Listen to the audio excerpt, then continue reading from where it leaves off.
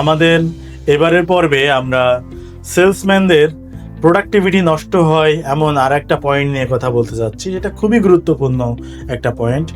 সেটা হচ্ছে time management, পোর time management. বলুন তো দেখি, একজন খুবই সাধারণ সেলসম্যানের দিনে যে কয় ঘন্টা, একজন খুব ভালো সেলসম্যান যে প্রচুর পরিমাণে সেলস করতে পারে, প্রচুর ইনকাম করতে পারে, তারও কি একই সময় না? আপনার আমার প্রত্যেকের কিন্তু সারাদিনে 24 ঘন্টাই সময়, কিন্তু কারোর সময় অনেক বেশি পায়, কেউ অনেক বেশি আউটপুট আনতে পারে, আবার কেউ অনেক কম করতে পারে। এর মূল রহস্যই কিন্তু এই টাইম ম্যানেজমেন্ট। টাইমটাকে যদি আমি সঠিকভাবে না ব্যবহার করতে পারি, কোন কাজ কিভাবে করতে হয় তার একটা ফর্মুলা আছে, সেটা যদি আমরা না জানি, তাহলে কিন্তু আমাদের কাজ সব এলোমেলো হবে এবং দিন শেষে আমাদের প্রোডাক্টিভিটি থাকবে না।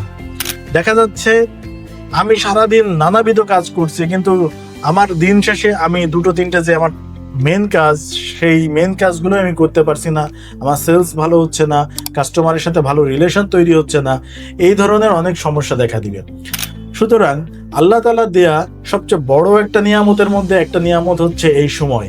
সময়কে যদি আপনি অবহেলা করেন, তাহলে একটা সময় পরে এই সময় কিন্তু আপনাকে ঠিকই একটা শিক্ষা দিয়ে দিবে, আপনাকে অসফল করে দিয়ে একটা শিক্ষা দিবে। আপনি যদি সময়কে সঠিকভাবে ব্যবহার করেন, তাহলে আপনি অবশ্যই সফলতা পাবেন, এভাবে আপনি গিফট পাবেন সময়ের কাছ থেকে। তাহলে সময়কে কিভাবে ব্যবহার করা যায়, এটা একটা গুরুত্বপূর্ণ বিষয়। একটা সেলসম্যানের উচিত তার যে কাজের দায়িত্ব একটা লিস্ট করা। লিস্টে 3টে ভাগ থাকবে। প্রথম ধাপ, যেটাতে সে তার কাজের যাবতীয় ইম্পর্টেন্ট এবং ইমার্জেন্সি কাজ এক জায়গায় রাখবে, প্রথম এ গ্রেড। দ্বিতীয়টা হচ্ছে শুধুমাত্র ইম্পর্টেন্ট, ইমার্জেন্সি না এমন কাজগুলো সেখানে রাখবে। আর এই দুটো ভাগ যখন আপনি আলাদা করে ফেলবেন, বাকি কাজগুলো দেখবেন ম্যাক্সিমাম অপ্রয়োজনীয় এবং পরে করলেও কোনো সমস্যা নাই। এইরকম 3টা ভাগ আপনার সামনে চলে আসবে। যখন আপনি এভাবে ভাগ করে ফেলতে পারবেন, তখন আপনার আজকের দিন শুধু নয়, আগামী সপ্তাহ, পরবর্তী মাস সবকিছু কিন্তু আপনি একটা পিকচার দেখতে পারবেন, একটা ম্যাপ দেখতে পারবেন। তখন কিন্তু আপনি আপনার ইম্পর্টেন্ট এবং আর্জেন্সি কাজ এটা দিনের শুরুতেই আগেই আপনাকে এগুলো করে ফেলতে হবে, বা যখন আপনার এই সময় এই কাজটা করার সময় আসবে, তখনই আপনি শুধু ওই কাজটা করবেন।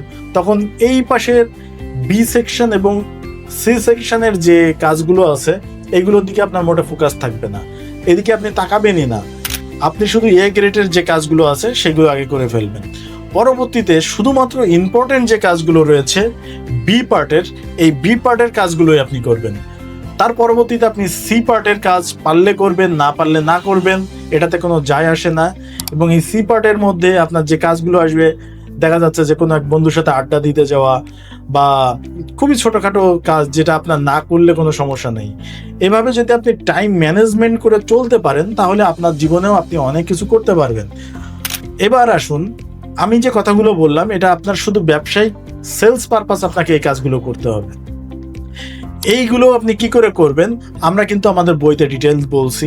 আমরা আমাদের পেইড যে কোর্স রয়েছে, সেই কোর্সের মধ্যে আমরা ডিটেল ভেঙে ভেঙে আরও আলোচনা করছি। আপনারা চাইলে আমাদের কোর্সে জয়েন হতে পারেন, অথবা আমাদের বই কিনে বিস্তারিত জানতে পারেন, সেখান থেকেও আপনি অনেক নলেজ নিতে পারবেন। আশা করি আপনারা আপনাদের লাইফে একটা ভালো ভ্যালু অ্যাড করতে পারবেন আমাদের এই বইয়ের মাধ্যমে। ধন্যবাদ সবাইকে। আমরা পরবর্তী ভিডিওতে আমাদের নেক্সট পার্ট নিয়ে আলোচনা করব। আসসালামু আলাইকুম।